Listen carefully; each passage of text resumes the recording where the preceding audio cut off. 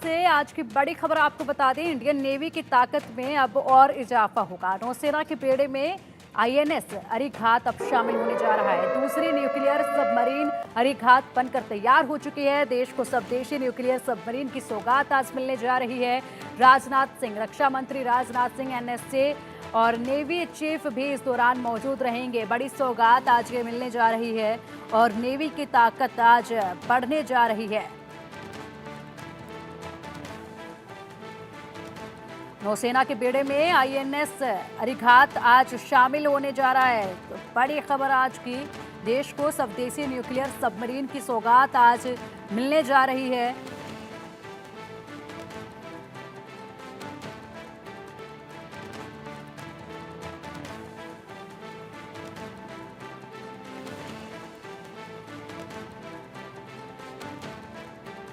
Rajnath Singh, NSA, navy chief भी इस दौरान मौजूद रहेंगे। और ये तस्वीरें आप देखिए, इंडियन नेवी को बड़ी सौगात, नौसेना के बेड़े में आज आईएनएस शामिल होने जा रही है।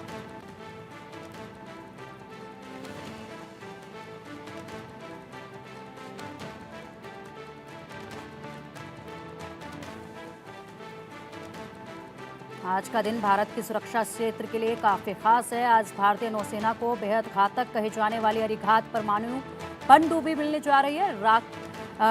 रक्षा जानकारों के मुताबिक दुश्मनों की इसे तबाही कहा जा सकता है। नौसेना को दूसरी परमाणु ऊर्जा से संचालित बैलिस्टिक मिसाइल पनडुब्बी अरिघात प्राप्त हो रही है। इसको लेकर भारतीय नौसेना की तरफ से आज विशाखापट्टनम में एक बड़ा कार्यक्रम आयोजित किया गया है। और इस कार्यक्रम की तस्वीरें आप सीधा देख पा रहे हैं। काफी भव्य ये कार्यक्रम आज के दिन आयोजित किया गया है। इस कार्यक्रम में केंद्रीय रक्षा मंत्री राजनाथ सिंह मौजूद रहेंगे। वहां आईएनएस अरिघात को नौसेना के हवाले किया जाएगा और कुछ ही पलों में आईएनएस अरिघात को नौसेना के हवाले इस कार्यक्रम में कर दिया जाएगा। तस्वीरें सीधा आपको दिखा रहे हैं। पनडुब्बी को विशाखापट्टनम में मौजूदा भारतीय नौसेना के नेवी शिप बिल्डिंग सेंटर में बनाया गया है।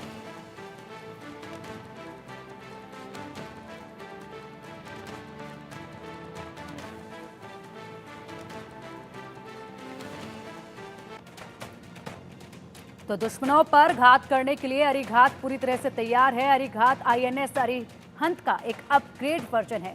परमाणु क्षमता से लैस है ये पूरी पनडुब्बी। 750 किलोमीटर की रेंज वाली 15 मिसाइलों से ये पनडुब्बी पूरी तरह से लैस है। समुद्र के अंदर मिसाइल अटैक करने में भी ये सक्षम है। सबमरीन का वजन 6000 टन है और बहुत सारी ऐसी खासियत हैं जो कि अब और मजबूत नौसेना को बनाएगी।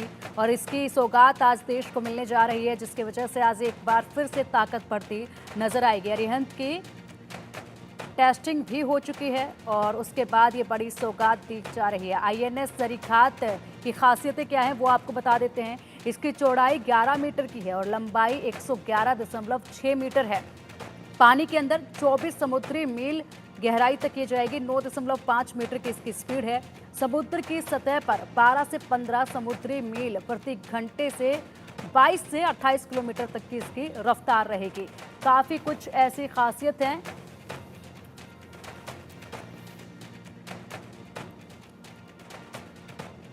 और चलिए, इस पर अधिक चर्चा के लिए हमारे साथ हैं एजे सिंह जी। उनसे हम जानना चाहेंगे। सर, आपका बहुत बहुत स्वागत है इंडिया न्यूज़ पर। थैंक यू आपके चैनल पे आने के लिए। सर देखिए, आज बड़ी सौगात मिलने जा रही है आईएनएस अरिघात के रूप में। नौसेना की ताकत अब काफ़ी दुगनी होती अब नजर आएगी और काफ़ी वक्त के बाद एक नई सौगात दी जा रही है। जी हाँ, ये एक बहुत महत्वपूर्ण मौका है भारतीय नौसेना के लिए, भारतीय सुरक्षा के लिए और भारतीय इतिहास के लिए। क्योंकि न सिर्फ ये हमारी दूसरी परमाणु पनडुब्बी है जो हमने खुद, जिसका निर्माण खुद भारत में हुआ है। इसका मतलब अब हमारी जो शिप बिल्डिंग कैपेबिलिटी है, पर जहाज बनाने की जो काबिलियत है, वो इस हद तक आगे पहुंच गई है कि अब हम परमाणु पनडुब्बियां बना सकते हैं खुद देश में। परमाणु पनडुब्बी को दुनिया का सबसे कॉम्प्लेक्स वेपन प्लेटफॉर्म माना जाता है। तो ऐसी चीज़ अगर हम खुद बना सकते हैं तो इसमें हमारे वैज्ञानिकों का, हमारी इंडस्ट्री का, हमारे तकनीकी एक्सपर्ट्स का, हमारे नौसेना का, सबका हाथ है। तो मेरे ख्याल से सबसे महत्वपूर्ण बात तो ये है कि इस किस्म की जो काबिलियत है ये आपको कोई और देश नहीं देगा। ये आपको खुद अपने आप अपने देश में डेवलप करनी है। तो एक तो हमने ये किया है। आपको याद होगा कुछ साल पहले INS अरिहंत कमीशन हुई थी और उसके बाद अब अरिघात कमीशन हुई है। ये दूसरी परमाणु पनडुब्बी है, बैलिस्टिक मिसाइल पनडुब्बी। दो किस्म की परमाणु पनडुब्बियां होती हैं, एक होती हैं बैलिस्टिक मिसाइल जिनमें परमाणु हथियार होते हैं, और दूसरी होती है अटैक सबमरीन जिसमें खाली प्रोपल्शन परमाणु होता है पर हथियार परमाणु नहीं होते हैं। तो परमाणु पनडुब्बी जो इसको हम SSBN कहते हैं, जो अरिघात है, तो SSBN का रोल स्ट्रेटेजिक डिटरेंस होता है। वो एक नॉर्मल वॉर फाइटिंग प्लेटफॉर्म नहीं है, युद्ध में नहीं जाएगी वो, पर उसकी वजह से क्योंकि हमारे पास ये काबिलियत है, कोई और देश हमारे ऊपर युद्ध करने में 2 बार सोचेगा। ये काबिलियत अभी खाली 6 देशों के पास है, जो 5 परमानेंट मेंबर हैं संयुक्त राष्ट्र के, अमेरिका, रूस, चीन, फ्रांस और यूके और भारत, और कोई 7वां देश नहीं है जिसके पास SSBN की काबिलियत है। और ये हमारे लिए बहुत ज़रूरी है क्योंकि हम एक देश हैं हमारे दोनों तरफ देश जो है उनके पास परमाणु हथियार हैं। चीन हमारे उत्तर में और पाकिस्तान हमारे पश्चिम में। पाकिस्तान कई बार धमकी दे चुका है कि हमारे जो परमाणु हथियार हैं वो शो विंडो के लिए नहीं हैं, वो इस्तेमाल करने के लिए हैं। तो इसको जब डिटर करना होता है, इसीलिए SSBN जो होती है उसको एक स्ट्रेटेजिक डिटरेंट समझा जाता है, उसको एक आक्रामक जहाज नहीं समझा जाता है, क्योंकि उसके डर से दूसरा देश आपके ऊपर परमाणु हथियार नहीं चलाएगा। और सबसे ज़रूरी बात जो होती है परमाणु पनडुब्बी होने की, ये है कि आपकी जो सेकेंड स्ट्राइक कैपेबिलिटी, जो आपकी क्षमता है कि आप किसी हमले को का जवाब दे सकें, मुंह तोड़ जवाब दे सकें, वो खाली आपको पनडुब्बी से मिलती है। क्योंकि आपके पास लैंड मिसाइल हैं, आपके पास एयर लॉन्च मिसाइल हैं, हवाई जहाज से जो डिलीवर किए जा सकते हैं, पर उनकी लोकेशन आपके दुश्मन के पास हो सकती है क्योंकि वो फिक्स्ड होते हैं, ज़मीन पे होते हैं। तो उसको दुश्मन न्यूट्रलाइज कर सकता है, उसको दुश्मन उसके ऊपर हमला कर सकता है अपना आक्रमण शुरू करने के पहले। पर पनडुब्बी कहीं भी हो सकती है दुनिया में, कितने भी आपके देश से कितनी भी दूर हो सकती है, कितने भी 100 मीटर पानी के नीचे हो सकती है, और वहाँ से जो परमाणु हथियार वो लॉन्च करेगी उसका दुश्मन को पता नहीं है वो कब आएगा, कहाँ से आएगा और कितना तहस नहस कर सकता है। तो इसलिए बहुत ज़रूरी है कि अगर आपको सेकेंड स्ट्राइक कैपेबिलिटी अपनी रखनी है, सेकेंड स्ट्राइक मतलब आप मुंह तोड़ जवाब देना चाहते हैं और दे सकते हैं, उसके लिए आपको पनडुब्बी की बहुत ज़रूरत है। इससे आपकी सेकेंड स्ट्राइक क्रेडिबल होती है क्योंकि दुश्मन को मालूम नहीं है कि हमला आएगा कहाँ से। तो इसलिए ये एक बहुत महत्वपूर्ण काबिलियत है। इससे हमारा, जिसको हम कहते हैं न्यूक्लियर ट्रायड कंप्लीट हो जाता है। और न सिर्फ इसमें एक तो पहलू है कि भाई आप परमाणु हथियार इससे फायर कर सकते हैं। दूसरा ये है कि उस मौके पे जब आप वो परमाणु हथियार लॉन्च करना चाहते हैं, उस टाइम पे ये पनडुब्बी पानी में कहीं भी हो सकती है, कितनी भी दूर हो सकती है, कितने भी गहराई पे हो सकती है, उसको वो जो ऑर्डर मिलना है कि अब आप इस टाइम पे लॉन्च कीजिए, उस ऑर्डर के लिए जो आपके दिल्ली से जाएगा, नेशनल कमांड अथॉरिटी से जाएगा, प्रधानमंत्री की से जाएगा, वो एग्जैक्ट ऑर्डर जो है वो टाइम पे जाए। वो कमांड एंड कंट्रोल सिस्टम जो है आपका, कि यहाँ का दिया ऑर्डर उस कमांडिंग ऑफिसर के पास, उस कप्तान के पास पनडुब्बी के मिलना चाहिए जब उस मौके पे जब उसको वो मिसाइल लॉन्च करना है। ये जो कमांड एंड कंट्रोल सिस्टम है, इसको प्रूव करना, ये सबसे बड़ी काबिलियत है हमारी। अब हमारे पास पनडुब्बी है, पर पनडुब्बी को इस्तेमाल कैसे करेंगे, उसके लिए हमको ये कमांड एंड कंट्रोल सिस्टम चाहिए। और इसीलिए आपको याद होगा 2018 में अरिहंत को एक डिटरेंट पेट्रोल पे भेजा गया था। डिटरेंट पेट्रोल यही पेट्रोल था, उसमें ये सब सिस्टम चेक किए गए थे कि भाई भेज तो दी हमने पनडुब्बी, पर ये हमला कर पाएगी कि नहीं जब हम चाहेंगे, इसको कमांड कंट्रोल ऑर्डर मिल जाएंगे ठीक से कि नहीं मिलेंगे, हमारा सिस्टम इतना रोबस्ट है कि दुश्मन के हमले के बावजूद भी हम ये ऑर्डर पास कर पाएंगे कि नहीं। तो ये सब जो है हमने ट्राई किया था, और वो पेट्रोल जिस पे वो अरिहंत गई थी वो बहुत सफल हुई थी। उसके बाद आपको याद होगा प्रधानमंत्री ने उसकी कप्तान को और उसके क्रू को दिल्ली बुलाया था, उनको उनकी सराहना की थी और कहा था कि अब हम कभी न्यूक्लियर ब्लैकमेल के शिकार नहीं हो सकते हैं इसके बाद। तो हमको दूसरा सवाल ये उठता है कि दूसरी पनडुब्बी क्यों चाहिए। अगर आपको क्रेडिबल रहना है, इसका मतलब आपको किसी भी टाइम पे एक पनडुब्बी आपकी पेट्रोल पे होनी चाहिए। नहीं तो अगर आप दुश्मन को मालूम है कि इनके पास एक ही है, कभी वो समुद्र में होगी, कभी वापस हार्बर में होगी, तो आपकी फिर सेकेंड स्ट्राइक कैपेबिलिटी आपके पास नहीं है। तो असल में अगर आपको असली क्रेडिबिलिटी चाहिए और आपको अपनी सेकेंड स्ट्राइक जिसको हम कहते हैं, अगर इतनी शक्तिशाली बनानी है कि दुश्मन को हिम्मत ना हो आपके ऊपर हमला करने के लिए, तो आपको 3 से 4 ऐसी पनडुब्बी चाहिए। क्योंकि ऐसा होगा जैसे जैसे पुरानी होंगी, एक आध रिपेयर में होगी, एक आध मेंटेनेंस में होगी, एक डिप्लॉयमेंट पे होगी, एक जा रही होगी डिप्लॉयमेंट एरिया को, एक वापस आ रही होगी डिप्लॉयमेंट एरिया से। तो किसी भी मौके पे एक सबमरीन, एक पनडुब्बी को अगर आपको पेट्रोल पे रखना है जगह पे जहाँ पे आप उसको डिप्लॉय करेंगे, तो बहुत ज़रूरी है कि आपके पास 3 या 4 ऐसी पनडुब्बियाँ होनी चाहिए। और मेरे ख्याल से भारत का जो कार्यक्रम है इस पनडुब्बी का, वो 4 पनडुब्बियों का है। ये दूसरी है, इसके बाद तीसरी बनेगी, चौथी बनेगी। तो मेरे ख्याल से अगले 5-7 साल में हम हमारी जो परमाणु शक्ति होगी, हम परमाणु हथियार हैं हमारे यहाँ, उसकी काबिलियत जो होगी वो कंप्लीट होगी, पूरी हो जाएगी, कि पूर्ण काबिलियत होगी हमारे पास कि हम किसी के ऊपर हमला करना चाहें तो कर सकते हैं, हम किसी के हमला का मुंह तोड़ जवाब देना चाहें तो कर सकते हैं। पर आपको मालूम है कि हमारी जो न्यूक्लियर डॉक्ट्रिन है उसमें नो फर्स्ट यूज सबसे इंपॉर्टेंट चीज़ है, कि हम कभी पहला हमला किसी के ऊपर नहीं करेंगे।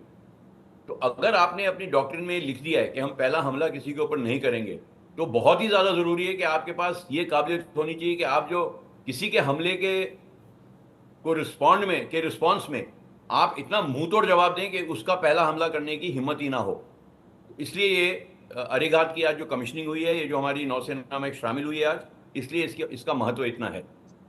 बिल्कुल सर, जिस तरीके से आपने बताया कि ये अरीघात जो है अरिहंत का अपग्रेडेड वर्जन है, इसके बाद तीसरी भी तैयार होगी और चौथी भी इसके बाद आएगी। तीसरी फिलहाल तैयार हो रही है, अब तीसरी परमाणु पनडुब्बी भी अब तैयार हो रही है, जिसका कोड नेम जो है S3 रखा गया है। तो क्या कुछ अपग्रेड इसमें किया जाएगा तीसरी में, तीसरी पनडुब्बी जब आएगी, और कौन सी वो ज़रूरतें हैं जो अभी और भी ज़्यादा अपग्रेडेशन की ज़रूरत महसूस हो सकती है? देखिए, अरिहंत जो थी, जो हमारी पहली पनडुब्बी थी, वो हमारा पहला एक्सपेरिमेंट था। हमने कभी ऐसी पनडुब्बी पहले बनाई नहीं थी। और सारी टेक्नोलॉजी जो थी, चाहे वो परमाणु टेक्नोलॉजी हो या नॉर्मल पनडुब्बी की टेक्नोलॉजी हो, वो सब हमको देश में ही डेवलप करनी थी। तो वो एक तरीके से हमारा एक डेमोन्स्ट्रेटर था कि देखिए हम ये बना सकते हैं अरिहंत। तो अरिहंत जो थी वो करीब 6,000 6,500 टन का डिस्प्लेसमेंट था उसका। और अरिघात मेरे ख्याल से उसी के आसपास है, पर थोड़ा ज़्यादा है। जो अगली पनडुब्बियां जो बन रही हैं, जहां तक मैंने पढ़ा है, और कुछ दिन पहले आपने देखी होगी एक फोटो भी आई थी अखबार में कि वो तैयार हो रही है, वो पनडुब्बियां ज़्यादा बड़ी होंगी, उनकी हथियार रखने की क्षमता ज़्यादा होगी, उनके पास ज़्यादा आधुनिक और लंबी रेंज के हथियार होंगे। हमारे पास अभी जो है वो 750 किलोमीटर का मिसाइल है। हमारी डेवलपमेंट चल रही है 3,500 किलोमीटर की मिसाइल की। उसके बाद हम उससे भी लंबी रेंज के मिसाइल देखेंगे। आप जानते हैं चीन के पास JL2 और JL3 जो है वो 10,000 किलोमीटर की रेंज है उसकी। अमेरिका के जो बैलिस्टिक मिसाइल है उनकी 12-13,000 किलोमीटर की रेंज है, जो पनडुब्बी से फायर कर सकते हैं। तो जब तक हमारी S3, S4 और S4 स्टार जिसको हम कह रहे हैं, जो बाकी 2 पनडुब्बियां आनी हैं, वो लंबी होंगी, चौड़ी होंगी, उनका वजन ज़्यादा होगा, और उनमें और शक्तिशाली परमाणु हथियार होंगे, जिनकी रेंज ज़्यादा होगी, जिनकी काबिलियत ज़्यादा होगी। और वो अगर हमको उस किस्म की डिटरेंस करनी है जो एक बड़ा देश कर सकता है अपने बचाव के लिए, अगर हमको उस किस्म की डिटरेंस करनी है, भारत एक ग्लोबल सुपर पावर बन जाएगा 20-25 साल में, जैसे प्रधानमंत्री जी ने कहा है। तो उसी किस्म की हमको काबिलियत चाहिए कि हम वो क्रेडिबल रखें। वो हमको ये 4 पनडुब्बियों से वो काबिलियत मिलेगी। और जैसे जैसे हमारे मिसाइल प्रोग्राम डेवलप होगा, ये सब हमने खुद किया है इंडिया में, हमारे साइंटिस्ट ने किया है, हमारी टेक्नोलॉजी, हमारी इंडस्ट्री ने किया है, नौसेना का इसमें बहुत सहयोग रहा है। तो सब मिला के ये जो हमारा इकोसिस्टम जो हमने डेवलप किया है, अब ये ऐसे स्तर पे आ गया है कि अब इससे बस बड़ी इंप्रूवमेंट ही हो सकती है इसमें। तो मेरे ख्याल से अगले कुछ सालों में हम देखेंगे कि एक बहुत बढ़त होगी हमारी काबिलियत में, जैसे जैसे पनडुब्बियां बनेंगी और जैसे जैसे हमको ज़्यादा एक्सपीरियंस मिलेगा इनको ऑपरेट करने में। पनडुब्बी ऑपरेट करना कोई आसान काम नहीं है, और परमाणु पनडुब्बी ऑपरेट करना और भी कठिन काम है, क्योंकि उसमें एक न्यूक्लियर रिएक्टर होता है। तो आप सोच लीजिए, एक न्यूक्लियर रिएक्टर जिसका अपना चलने का खतरे में अपने रिस्क होते हैं, वो आपको एक छोटा सा बना के एक छोटी सी पनडुब्बी में रखना है, और जहाँ के कोई भी आप 0% डिफेक्ट फ्री होना चाहिए। नहीं तो अगर आप सोचिए, अगर एक पनडुब्बी जो सिलेंडर जैसी होती है, बिल्कुल बंद होती है, उसके अंदर 60-70-80 आदमी होते हैं, उसमें एक परमाणु रिएक्टर होता है, अगर उस रिएक्टर में कोई डिफेक्ट हो जाए तो उसका कितना प्रभाव पड़ सकता है पूरी पनडुब्बी के ऊपर। तो ये जो काबिलियत है जो हम धीरे धीरे डेवलप कर रहे हैं, मेरे ख्याल से ये बहुत सराहनीय है। ये बहुत आगे के जाके हमारे साइंटिस्ट वगैरह को बहुत प्रोत्साहन देगी। और मेरे को लगता है कि 2030 तक हम एक बड़े क्रेडिबल परमाणु शक्ति, भारत एक बहुत क्रेडिबल परमाणु शक्ति होगी। बिल्कुल। और सर, जिस तरीके से अगर देखा जाए तो टेक्नोलॉजी में विस्तार समय की मांग है और ऐसे में ये विस्तार जो है यहाँ पर देखा भी जा रहा है और ख़ास बात ये है कि देश में ही इस विस्तार को आगे बढ़ाया जा रहा है। समय के साथ साथ और भी कई पनडुब्बियां आनी हैं, लेकिन अगर अंदाज़ा एक लगाया जाए तो क्या लगता है कि देश को ऐसी कितनी पनडुब्बियों की ज़रूरत है, क्योंकि समय के अनुसार इसके साथ साथ अपग्रेडेशन भी बहुत महत्वपूर्ण होगा और उसी के हिसाब से इनमें नई टेक्नोलॉजी भी अपग्रेड करनी होगी। देखिए, सरकार को पूरा पूरा अंदाजा है कि हमारी जो हम की किस किस्म की नौसैनिक शक्ति बनना चाहते हैं, हमारी क्या ज़रूरतें हैं नौसैनिक शक्ति की, क्योंकि हम एक बहुत बड़े मैरीटाइम नेशन हैं, हम इंडो पैसिफिक के बड़ी पावर हैं। तो हमारी क्या नौसैनिक काबिलियत होती है, इसका गवर्नमेंट को पूरा आइडिया है और इनके प्लान में है। अब कुछ हो सकता है कुछ प्रोग्राम थोड़े धीरे हो जाएं, कुछ थोड़े तेज़ हो जाएं, क्योंकि कभी कभी हमारी और भी डेवलपमेंट रिक्वायरमेंट्स बहुत हैं। इतना तो है नहीं कि हमारे पास अनलिमिटेड पैसा है कि हम पूरा ही नौसेना को दे दें या फौज को दे दें या वायुसेना को दे दें। हमारी सोशो इकोनॉमिक रिक्वायरमेंट्स इतनी है, हमारे डेवलपमेंटल चैलेंजेस इतने हैं देश में, हम वो विकसित भारत के जो चैलेंज हैं उनको भी पूरा करना है। तो हमेशा बजट एक कंस्ट्रेंट रहेगा, पर नेवीज जो है, जो नौसेना होती है, वो एक साल में नहीं बनती है, उनको बनाने के लिए टाइम लगता है, क्योंकि न सिर्फ जहाज बनाने में टाइम लगता है, खर्चा लगता है, पर उसके बाद लोगों को ट्रेन करना, उनको वो कॉन्फिडेंस देना कि भाई आप जो ऑपरेट कर रहे हैं वो आप दुनिया में सबसे सर्वश्रेष्ठ हैं और इस आप युद्ध में जाएंगे तो खाली जीतने जा रहे हैं, अब युद्ध लड़ने नहीं जाते हैं, अब युद्ध जीतने जाते हैं हमेशा। तो वो सब जो है वो एक ऑनगोइंग प्रोसेस है, कंटिन्यूम है, जो चलता रहेगा। और जहां तक पनडुब्बियों का सवाल है, हमें न सिर्फ ऐसी परमाणु पनडुब्बियां चाहिए एसएसबीएन, हमें एसएसएन्स की बहुत ज़रूरत है, जो परमाणु शक्ति से चलती हैं पर परमाणु हथियार नहीं होते उन पे। और हमको जो नॉर्मल कन्वेंशनल, जिसको हम कन्वेंशनल सबमरीन बोलते हैं, जो डीजल जनरेटर और इलेक्ट्रिक मोटर पे चलती हैं, उनकी भी ज़रूरत है, क्योंकि हमारे से अरब सागर है या बंगाल की खाड़ी है, वहाँ पे इन सब छोटी पनडुब्बियों की भी बहुत ज़रूरत होती है, क्योंकि जहाँ पानी ज़्यादा गहरा ना हो वहाँ छोटी पनडुब्बी ऑपरेट करनी पड़ती है आपको। तो हमें तीनों किस्म की पनडुब्बियों की ज़रूरत है।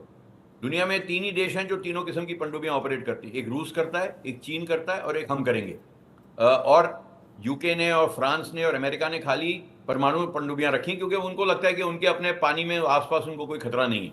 नेटो उनको कवर देगा, नेटो की जो कन्वेंशनल सबमरीन है वो उनको कवर देंगी जहाँ तक कन्वेंशनल रिक्वायरमेंट है, पर हमें तीनों की ज़रूरत है। तो हम, मेरे ख्याल में, मैं अपने अपने एक्सपीरियंस से ये कह सकता हूँ कि भारत की रिक्वायरमेंट है आज कम से कम 4 एसएसबीएन, 4 से 6 एसएसएन और 16 से 20 एसएसके। अगर ये और आधुनिक होनी चाहिए, नई होनी चाहिए, मॉडर्न होनी चाहिए। अगर हमारे पास इतनी पनडुब्बियां हैं या होंगी, जब भी आ जाएंगी, तो मेरे ख्याल से जो पानी के नीचे का जो डायमेंशन है उसमें हम काफ़ी शक्तिशाली होंगे और बिल्कुल। दुश्मन की कोई इतनी हिम्मत नहीं होगी कि हमारे खिलाफ कुछ करे। बिल्कुल, बिल्कुल सर, आज का दिन जो है सुरक्षा क्षेत्र के लिए, देश के लिए काफ़ी खास है, क्योंकि आज नौसेना की जो ताकत है वो बढ़ने जा रही है और कार्यक्रम विशाखापट्टनम में काफ़ी खास रखा गया है। कुछ रिचुअल्स होंगे जब नौसेना को सौंपी जाएगी ये पनडुब्बी और गृह रक्षा मंत्री जो है वहाँ पर मौजूद हैं फिलहाल, और कार्यक्रम महज कुछ ही देर में शुरू होने वाला है। सर, आपका बहुत बहुत शुक्रिया इंडिया न्यूज़ के साथ जुड़ने के लिए और ये जानकारी हमारे दर्शकों के साथ साझा करने के लिए। फिलहाल बुलेटिन में वक्त तो चला एक छोटे से ब्रेक का, खबरों का सिलसिला लगा